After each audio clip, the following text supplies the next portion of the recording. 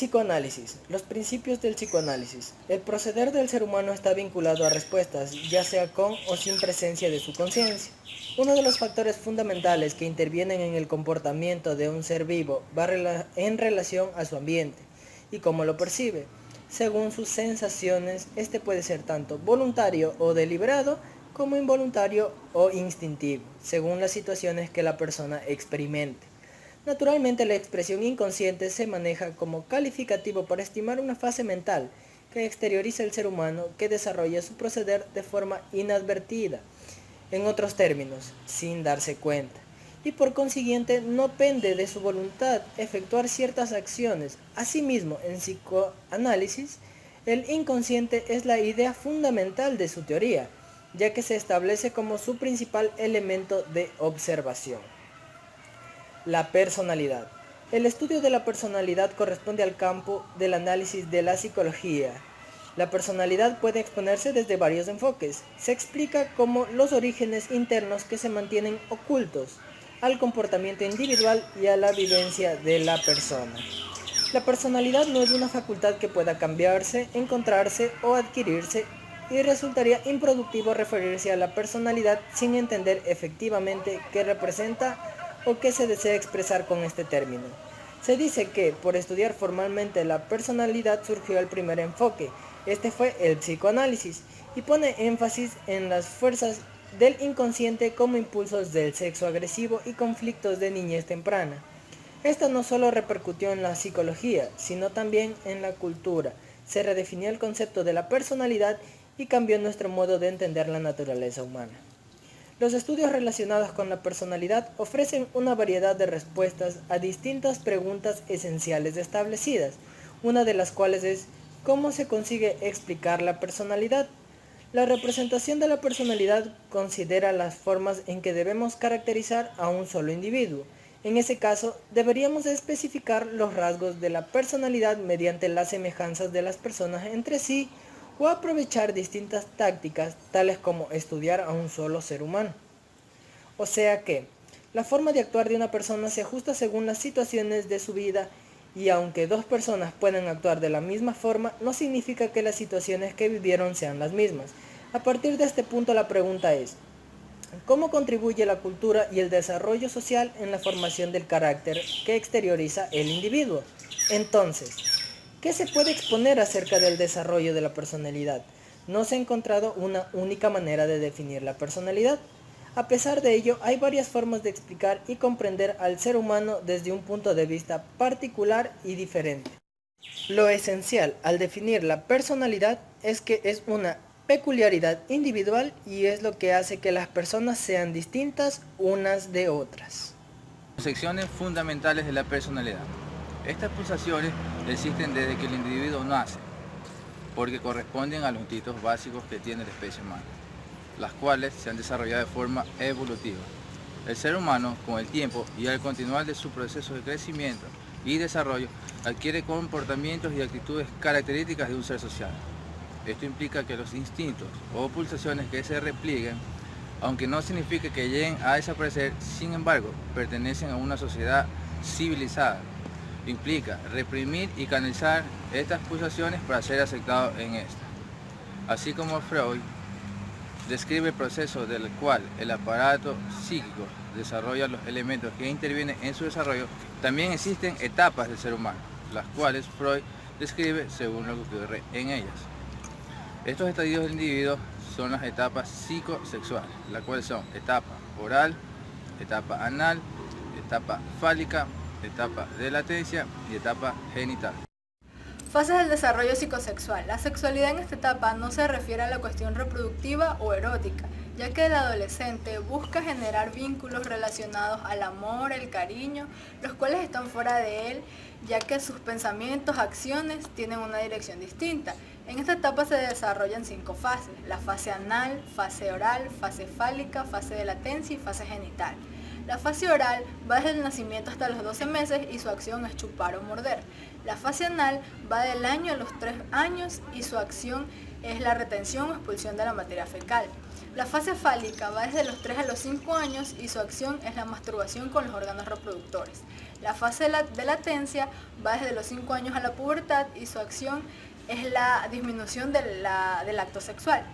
La fase genital va desde la pubertad a la madurez y su acción es el acto sexual. Los impulsos inconscientes generalmente superan la conciencia, produciendo así síntomas de neurosis como sueños, pesadillas y errores en la vida cotidiana.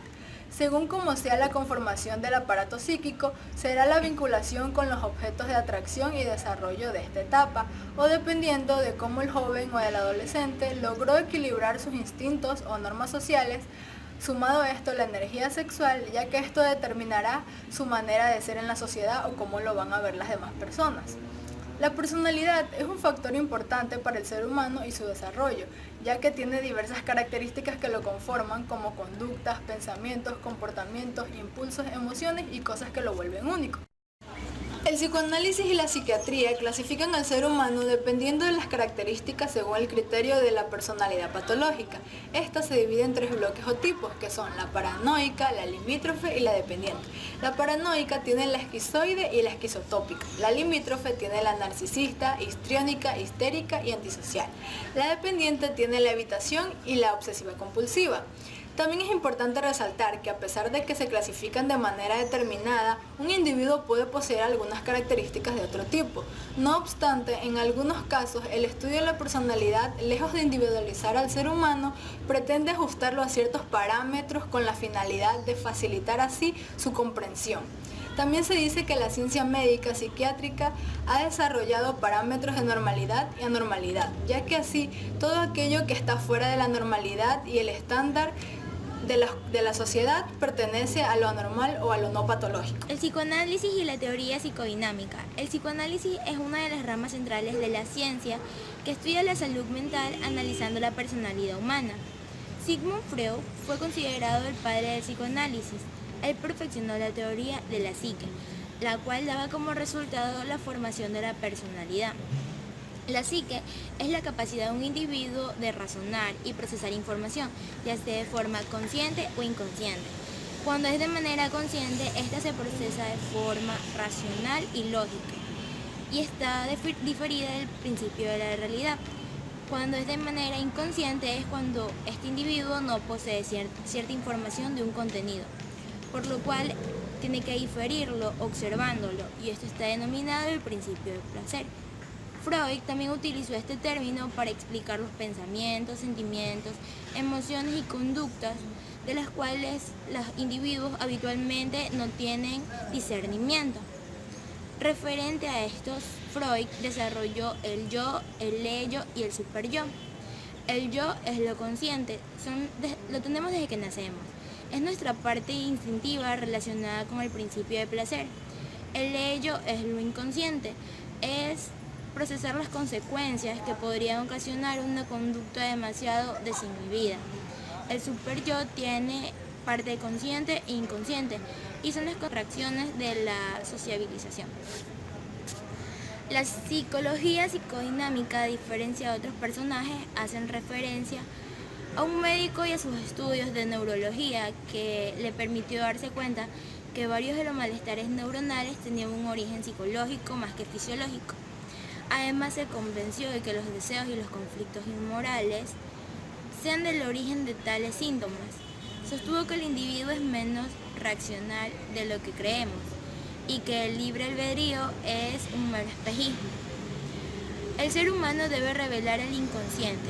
Este método se denomina psicoanálisis y consiste en que el paciente se recuesta cómodamente sobre un sofá y comienza a relatar sus sueños mencionando todo lo que les ocurre. Psicoanaliza esta información. C. Reconstruyen las experiencias basadas en la conducta del paciente. Según Freud, incluyen deseos y conflictos inconscientes. Tienen raíz a una representación sexual. Por ejemplo, un niño de 5 años de edad señala que se siente atraído por su madre y fantasea con asesinar a su padre, a quien considera un rival por el afecto materno. La teoría del niño es que el niño es capaz de reprimir estos sentimientos y de eliminar esos pensamientos de la conciencia, pero también puede resurgir más tarde como cuando escoge a su futura esposa. Sabemos que son tres los pilares fundamentales dentro de la teoría psicoanalítica: lo consciente, el inconsciente y el preconsciente. Cabe recalcar que Sigmund Freud no fue quien desarrolló estos contextos. De hecho, estos existen desde antes de que el psicoanálisis sea reconocido. Lo consciente, o sea, la mente consciente, se refiere a todo aquello que el ser humano lo racionaliza como realidad. En el carácter psicoanalítico se podría decir que son los materiales que se encuentran disponibles o que simplemente no se dificultan para poder expresarlos. Lo inconsciente. Lo inconsciente es aquello que es inaccesible, tanto como para el paciente como para el psicoanalista. Esta parte es muy arcaica, ya que se esconde información en lo recóndito de la mente, información que posiblemente nunca llegue a surgir o que posiblemente nunca se pueda conocer. El preconsciente. El preconsciente es el material o información que se encuentra accesible. De cierta manera, esto es algo complejo y un poco tedioso poder entender, ya que depende de cómo el individuo se exterioriza con su entorno. La forma en la que podemos llegar a este tipo de material es a través de los sueños, recuerdos y hasta las mismas fantasías. De hecho, este es el tipo de material con el que los psicoanalistas trabajan mayormente con sus pacientes. Cabe recalcar que estos tres componentes, lo consciente, el inconsciente y el preconsciente, son fundamentales para la configuración de la personalidad. El psicoanálisis lo denominó como aparato psíquico. Sigmund Freud teorizó la manera en cómo se desarrolla el aparato psíquico en los individuos. Este es un proceso algo prematuro, ya que empieza desde antes del nacimiento. Desde el nacer hasta el primer año de vida, Freud menciona que este periodo es algo importante y significante para la formación del inconsciente. Durante este periodo también se desarrolla lo que nosotros conocemos como el ello. El ello está constituido por los instintos y deseos más básicos. Freud los denominó como pulsiones y los categorizó en dos: eros, pulsión de vida, y tánatos, pulsión de muerte.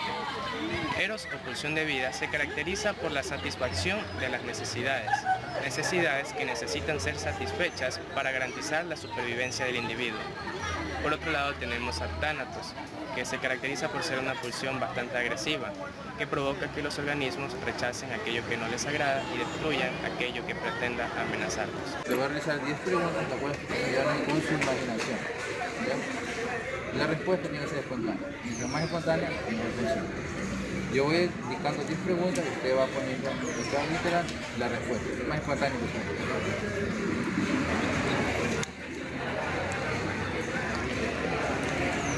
Imagínense que se encuentra caminando en un bosque, pero está sola.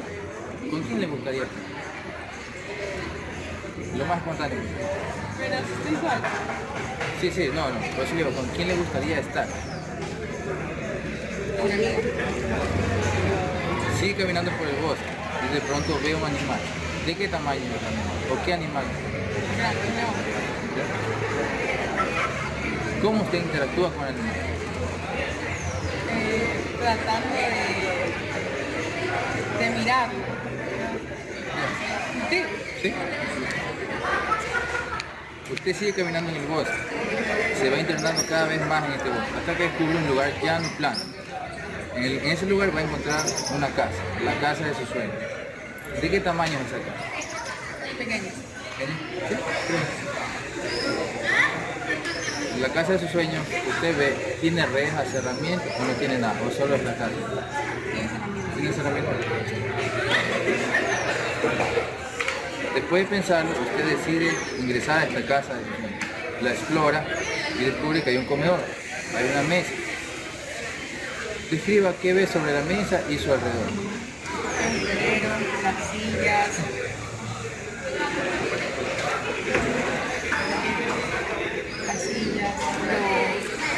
Imágenes, el portarretrato. Luego sale de la casa por la puerta trasera y se da cuenta de que hay una taza tirada en el piso.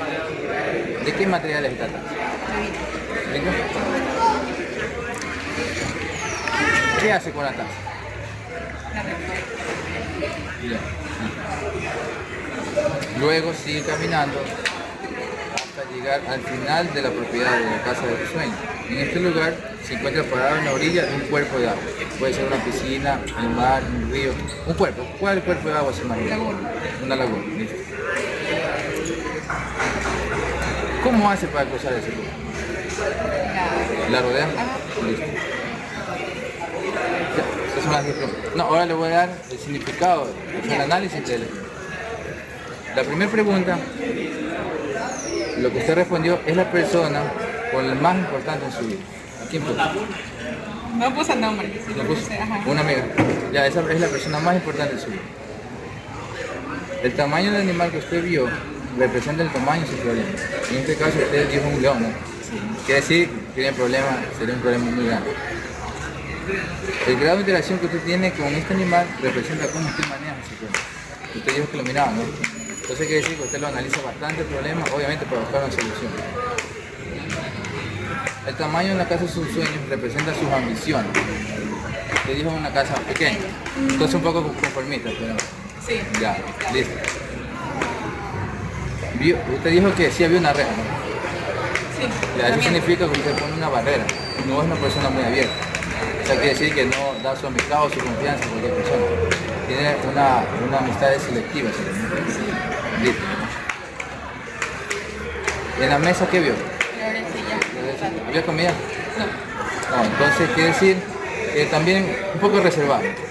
O sea, no es muy abierto, como dije en una parte anterior, ¿no? Pero sí tiene sus excepciones. Amistades. Ya. El material de la taza que es el vidrio, ¿verdad? Esto quiere decir que esto significa la relación con la primera persona. Quiere decir que a veces es un poco frágil, a veces no. Quiere decir que con la primera persona a veces hay problemas y se distancia, pero luego vuelve, como el vidrio, ¿no? Usted dijo que lo dejaba ahí nomás o lo recogía. Lo recogía, ¿vio? Quiere decir que usted se iba a su pelea con su amiga y luego vuelve a estar, ¿sí o no?